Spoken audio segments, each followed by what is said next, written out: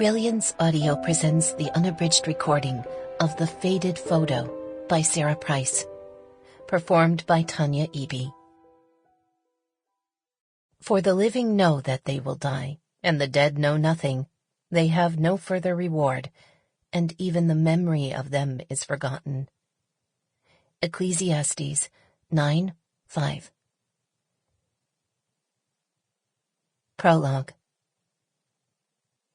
The fresh layer of snow, something that usually excited Frances more than anything, did nothing to cover up the fact that she would have to sit in an old-fashioned red sleigh next to a dying woman.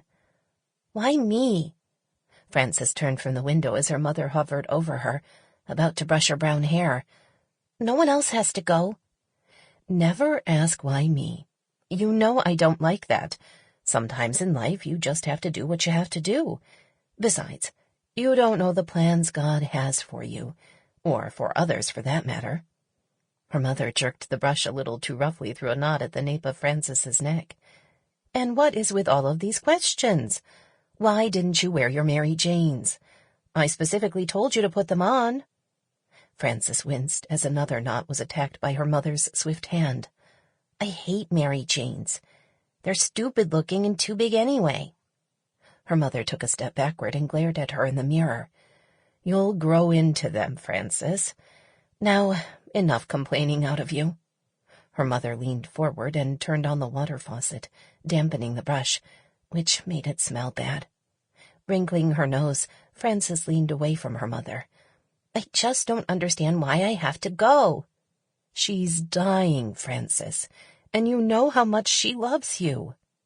Her mother tried to slick down the cowlick at Frances's crown. It's just one photo. Probably the last one we'll have of her. I don't want to be in a photo with a dead person. The thought had terrified Frances from the moment her mother had come up with the idea the previous week. Oh, stop it. She's dying, not dead. How would it appear to other people if you denied her this last wish? You know she has no children of her own. Tossing the damp, smelly hairbrush into the sink, her mother stood back and assessed the finished product with a half-pleased expression. You look well enough, I suppose. Frances made a face that did not go unnoticed.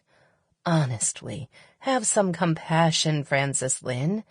Imagine how scared she must feel. Poor Mrs. Bentley. But Frances didn't want to. Sample complete. Ready to continue?